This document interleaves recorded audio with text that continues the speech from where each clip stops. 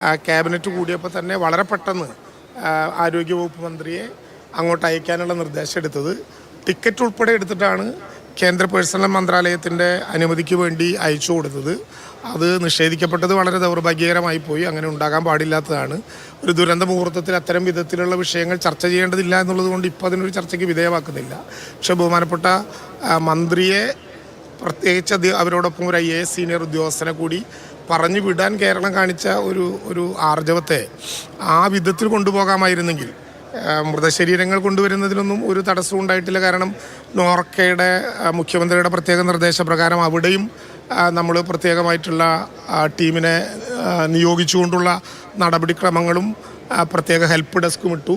Universal വിഭാഗത്തിൽ coordinate ചെയ്യാനുള്ള സൗകര്യങ്ങൾ ഉണ്ടാക്കി. അതുകൊണ്ട് അതൊന്നും തടസ്സമായില്ല. എങ്കിലും അവരെ ആശ്വസിപ്പിക്കാനും പ്രത്യേകിച്ച് അവിടെ ചികിത്സയിൽ കഴിയുന്ന ആളുകളുടെ ചികിത്സാപരമായിട്ടുള്ള കാര്യങ്ങളിൽ പരിശോധന നടത്താനും കൂടുതൽ സൗകര്യം ഉണ്ടാകാമായിരുന്നു. കേരളത്തിൽ കുറച്ചുകൂടി അവിടെയുള്ള മലയാളികൾക്കൊരു ആത്മസംതൃപ്തിയോ അവരുടെ മനസ്സിലുള്ള ഈ വിതുമ്പലോ ഒന്ന് ഒഴിവാക്കാൻ ഒരു മന്ത്രിയുടെ സാന്നിധ്യം അവിടെ അനിവാര്യമായിരുന്നു. അതും ആരോഗ്യവകുപ്പ് മന്ത്രിയെ തന്നെ അങ്ങോട്ട് അയക്കണമെന്ന് നിശ്ചയിച്ചത് ഈ കാര്യങ്ങളിൽ തുടർന്നുള്ള ചികിത്സ അവിടെ തന്നെ വേണ്ടി വരുമോ, കൊണ്ടുവരേണ്ടതുണ്ടോ, ഇങ്ങനെ തുടർന്നുള്ള കാര്യങ്ങളിൽ അറിയിക്കാൻ വേണ്ടിയിട്ടാണ്. പക്ഷെ ഇതൊക്കെയാണെങ്കിലും കേരളം ആ പ്രവർത്തനങ്ങൾ അവിടുത്തെ മലയാളി സമൂഹവുമായിട്ടും കേന്ദ്ര ഗവൺമെൻറ്റിൻ്റെ ബന്ധപ്പെട്ടവരുമായിട്ടും നോർക്കയുമായിട്ടും ഒക്കെ ബന്ധപ്പെട്ടത് കുറവില്ലാതെ കൊണ്ടുപോകുന്നുണ്ട്.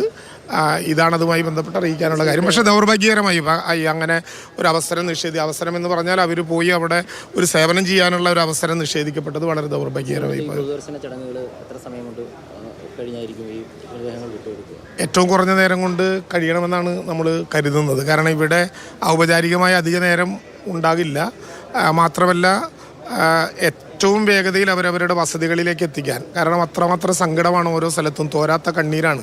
കുടുംബാംഗങ്ങളുടെ മാത്രമല്ല നാട്ടിലെ ജനങ്ങളുടെ മുഴുവൻ ഒരു തോരാത്ത കണ്ണീരാണ്. അതുകൊണ്ട് ഇവിടെ അധിക നേരം വെച്ച് വൈകിപ്പിക്കുകയോ കാത്തിരിക്കുകയോ ഒന്നുമില്ല. ഇവിടെ വന്ന സംസ്ഥാന സർക്കാരിന് വേണ്ടിയിട്ടുള്ള അന്ത്യോപചാരം അർപ്പിക്കും. ബന്ധപ്പെട്ട ബന്ധുക്കളും ആളുകളും വരുന്നുണ്ടാകും.